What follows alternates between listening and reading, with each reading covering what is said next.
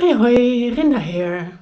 When I hiked the Kungsleden in August and September of 2021, I met at least one hiker who regretted his choice of guidebook. For some reason, I have no less than 3 guidebooks to the Kungsleden on my bookshelf, so I figured I'd do a comparison and save you some trouble. The 3 guidebooks to the Kungsleden I have are Kungsleden, the Warrior Trail through Arctic Sweden by Claes Grundsten, Plan and Go Kungsleden by Danielle and Fenton, Trekking the Kungsleden by Laing. The first book was published in 2008 and the author is a famous Swedish photographer. When I read through it prior to my Kungsleden hike, I totally remembered why I'd forgotten about it in the first place. In my opinion, this book does not deserve the title of guidebook at all.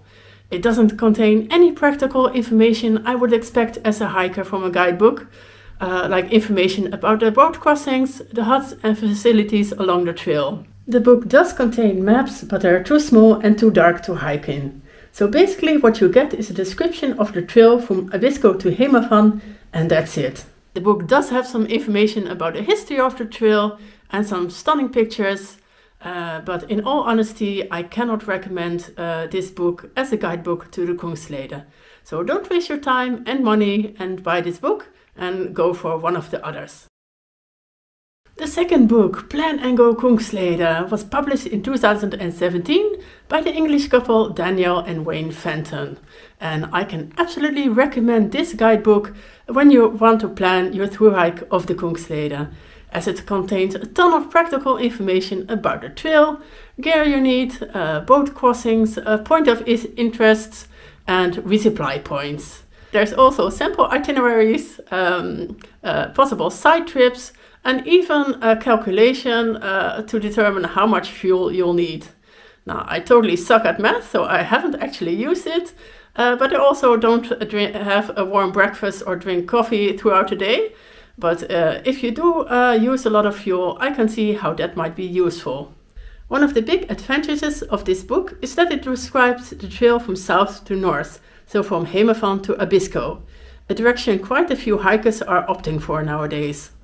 Another thing I love about this book is the trail journal that's included in the book, in which the authors share their experiences. It made the guidebook feel very personal and it made me very eager to start the hike. While this guidebook is excellent with regards to planning your hike, the go part is less so. The guidebook does not contain any maps, although it does include elevation profiles. When I'm hiking, I use the maps primarily to determine where I am and to find campsites. So although I do love this book and highly recommend it, I did not bring it with me to my Kungsleden thru-hike. The guidebook I did bring with me, Trekking the Kungsleden, was published in 2019 by Cicerone, my go-to publisher when I want to hike a trail. They have been publishing guidebooks since 1969, so they really do know their stuff. And this guidebook contains everything you need to know as a hiker when you're planning and hiking the Kungsleden, right down to the opening hours of the supermarkets in Amarnas and Jakvik. There's information about sauna etiquette, and both the boat crossings and the hut facilities are listed in a comprehensive overview. The trail is described southbound from Abisko to Hemavan, but despite hiking in the opposite direction, this really was my preferred guidebook. The reason I brought this guidebook with me instead of the Plan and Go one are the excellent and detailed maps which show the landscape, landmarks and possible campsites. Although this guidebook is almost perfect, one thing that it's missing is the side trip to Skirve. Although it's not officially part of the Kungsleden, I really think you do yourself a disservice if you skip that side trip, because it has the most beautiful view in Sweden, and I can highly recommend the side trip to everyone. So those are my thoughts about the Kungsleden guidebooks, and I hope this video helps you choose the right guidebook for your hike. Do you have another guidebook you would like to recommend to hikers? Let me know. And for now, happy hiking!